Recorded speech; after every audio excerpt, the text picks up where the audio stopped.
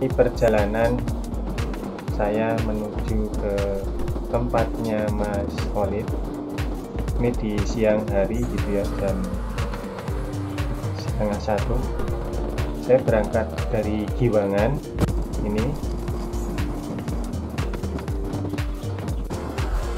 Kita membutuhkan waktu 45 menit sampai di tempatnya Mas Khalid. Mungkin kalau teman-teman ingin sekalian main ke pantai juga bisa. Dari Mas Khalid menuju ke pantai itu tinggal beberapa menit saja. Jadi misalkan mau jalan-jalan sekalian juga bisa gitu ya. Pokoknya asik lah. Kalau yang mau main ke tempat Mas Khalid bisa lihat. Nah, ini rumahnya. Nah, ini kandangnya. Suasananya masih banyak pohon-pohonnya gitu ya. Yuk kita masuk ke kandangnya ini.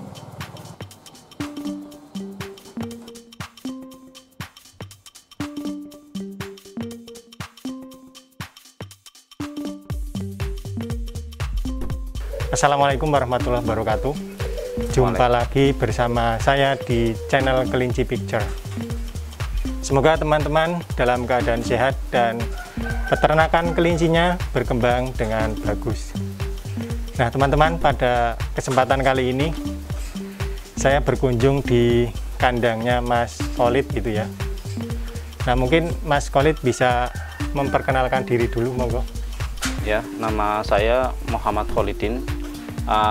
Asli Kebumen. Itu di sini saya punya istri, jadi saya tinggalnya di Bantul. Alamat Bantul, Tokolan, Tirto Mulyo. Kalau di Google Map itu ada Khalid Kelinci. Ternak kelincinya sendiri sudah berapa lama, Mas? Kalau untuk ternak kelinci kurang lebih 2 tahun. Itu berawal dari program hamil awalnya, terus masuk suka sama kelinci karena konsumsi awalnya, jadi terus kecanduan untuk ternak kelinci. Berarti pertama hanya ternak kelinci, kemudian sekarang kan sudah ke penjualan dan sebagainya itu ya? Ya, awalnya ternak kelinci, jadi awalnya konsumen saya sebagai konsumen di salah satu bakul atau peternak di Mogiri dan di Sleman. Saya konsumen per minggu saya membutuhkan 1 kelinci untuk program hamil, Pak. Jadi itu awal saya dari itu, tapi kan saya sebagai konsumen terus setiap minggu, jadi selama berapa tahun itu jadi wah kok ini ya, jadi saya mau terjun ke ternak kelinci gitu. Berarti sudah sekitar 2 tahunan. Ini mungkin ada kendala-kendalanya, Mas, nopo? Untuk kendala sendiri itu sebenarnya banyak. Untuk pemula, saya di tahun pertama itu benar-benar nggak bisa menghasilkan katakanlah untung gitu. Tapi untuk tahun berikutnya karena udah mempelajari kekurangan-kekurangan itu, alhamdulillah sekarang malah surplus. Bisa membina teman-teman khususnya di Bantul Selatan itu bisa bergerak untuk memelihara kelinci. Berarti intinya nanti kalau teman-teman yang pemula juga misalkan di tahun pertama gitu, jangan terlalu berharap gitu ya, Mas, intinya ya? Ya, kalau untuk pemula, saya merasakan dulu itu tahun pertama kita belajar dulu. Jadi kalau saya kan juga tenaga pendidik ya, kalau tahun pertama ya privat dulu lah, pelajari dulu karakter si kelinci itu. Jadi baru nanti banyak sekali masalahnya, jadi kita bisa pecahkan satu-satu. Jadi bisa untuk bekal tahun berikutnya insya Allah udah bisa. Berarti intinya kalau misalkan banyak kendala di tahun pertama, itu jangan cepat menyerah gitu ya. Coba untuk bertahan sampai tahun kedua kira-kira mau berkembang atau tidak seperti itu bisa ya, juga. Kesimpulannya seperti itu, tapi nanti prakteknya aplikasi ke kandang masing-masing. Jadi beda mungkin antara kandang saya dan teman-teman nanti beda, pasti beda. Karena mungkin cara penanganannya dan pengalamannya juga berbeda juga. Oh, ya, ya.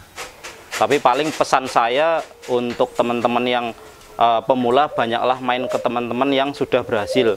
atau bahkan yang belum berhasil pun punya ilmu, ambil aja dulu, nanti apa ya namanya, kita bisa olah sendiri ilmunya itu yang didapat. Jadi tidak harus yang senior, tidak harus yang pemula, kita ambil aja ilmunya, kalau bisa main langsung ke kandang itu lebih bagus. Berarti intinya nanti kalau misalkan ilmu dari manapun itu bisa kita ambil, kita sesuaikan dengan kandang kita gitu ya? Ya, betul, seperti itu.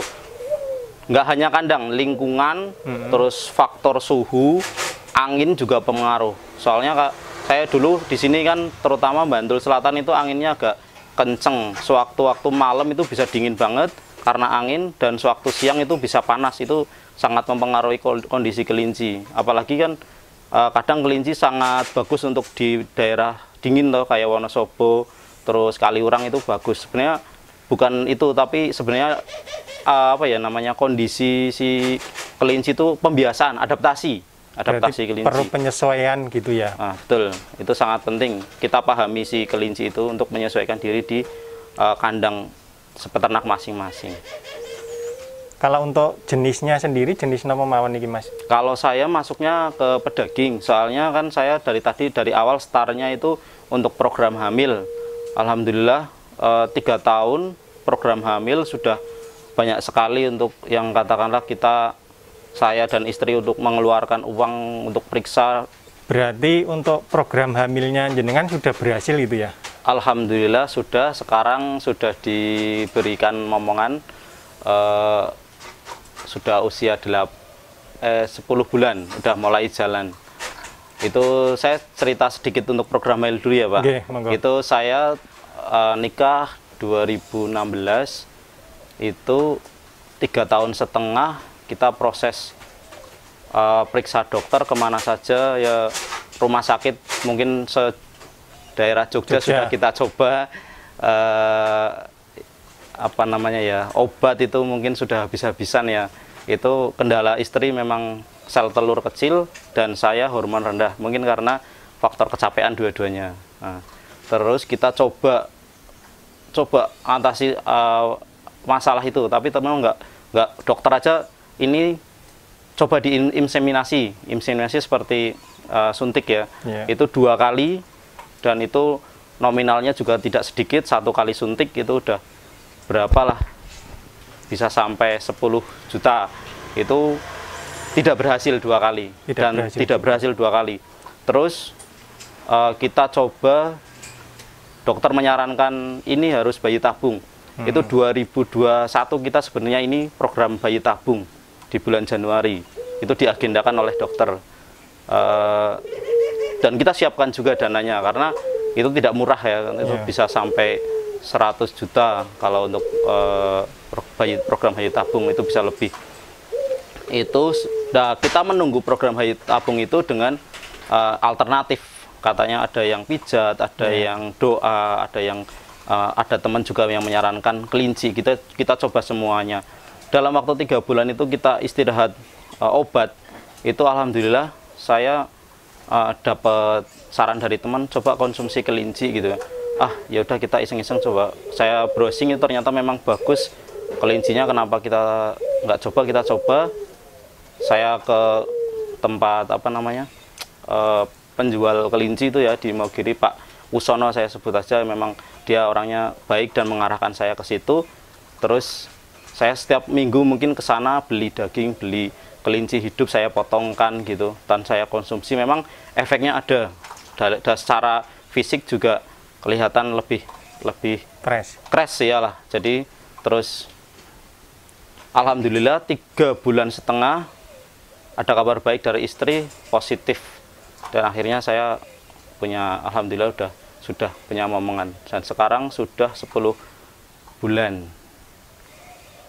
Bobotnya sama tingginya juga alhamdulillah di zona hijau terus. Jadi dan dari kecil sampai sekarang pun dia selalu tak kasih otak kelinci.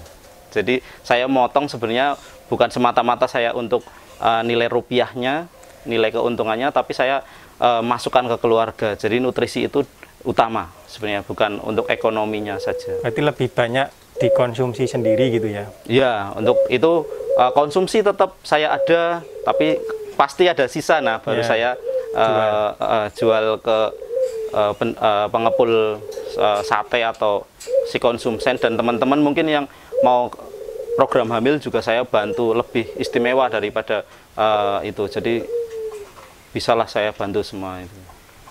Ya, teman-teman, mungkin bagi teman-teman mungkin ada yang memang sedang program hamil dan sudah berusaha kemana-mana belum berhasil, mungkin bisa dicoba cara satu ini seperti yang dilakukan Mas Khalid gitu ya. Kalau untuk nanti misalkan butuh daging juga bisa WA Mas Khalid gitu ya. Mas Khalid ini nanti siap untuk kebutuhan konsumsi teman-teman yang mau program hamil. Ya, kemudian Mas, kalau untuk ternak ini kan berdampingan dengan burung gitu ya. Itu ada efeknya atau mboten? Kalau saya alami sendiri itu tidak ada efeknya, karena secara kebersihan juga saya jaga ya, dan suhu jarak kandang juga saya sesuaikan. Yang jelas itu yang penting unsur kotoran itu tidak mengganggu nafsu makan sama kesehatan si hewan itu sendiri. Berarti kan kadang ada yang beranggapan misalkan kelinci itu kalau didampingkan dengan unggas itu biasanya akan terkena skabies atau apa gitu. Iya, saya dulu juga beranggapan seperti itu. Ada dua anggapan yang dari peternak itu, yang pemicu skabies. Yang satu itu alas harus bambu, yang kedua itu jangan deket-deket unggas. Itu saya dua-duanya itu saya coba. Saya biasanya tidak semena-mena untuk pokoknya ya, gitu. Ini gitu, ya percaya gitu. Saya cenderung lebih percobaan. Kalau percobaan gagal, saya coba lagi, gagal, coba lagi. Jadi percobaan berikutnya saya harus bisa tahu, dan benar-benar itu benar-benar ilmu paten dari saya gitu, misalnya gitu. Baru saya kasih ke ilmu itu ke teman-teman. Nah, untuk skabies ini alas itu saya nanti bisa dilihat dari kandang 1 sampai sana, paling beberapa yang tak kasih alas. Kalau secara semua tidak ada alasnya dan berdampingan dengan burung. Ini burung, ada burung puter, ada ayam juga, terus ada burung derkuku yang notabene kotorannya juga banyak.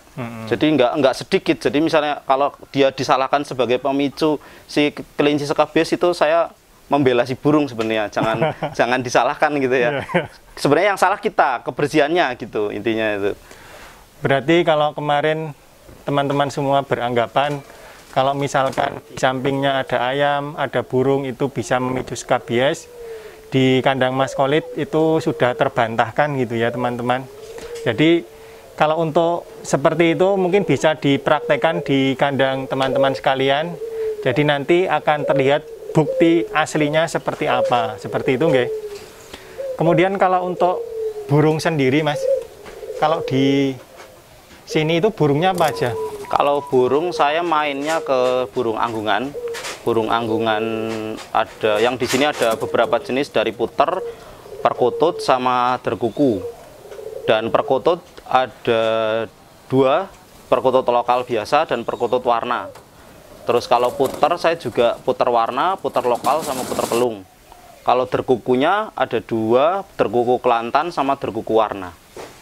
Berarti kalau di sini lebih banyak dipilih suaranya atau warnanya Mas? Warna. Kalau saya dari kebetulan warna. Ya karena kesibukan saya kan tidak bisa mendengar suara dan menikmati suara secara alunan lah gitu. Biasanya kalau anggungan kan yang dinilai itu suaranya awal, ujung, akhir. Nah, itu saya tidak ada waktu untuk menyimak setiap hari burung manggung gitu. Jadi cuma warnanya aja kita nikmati warnanya.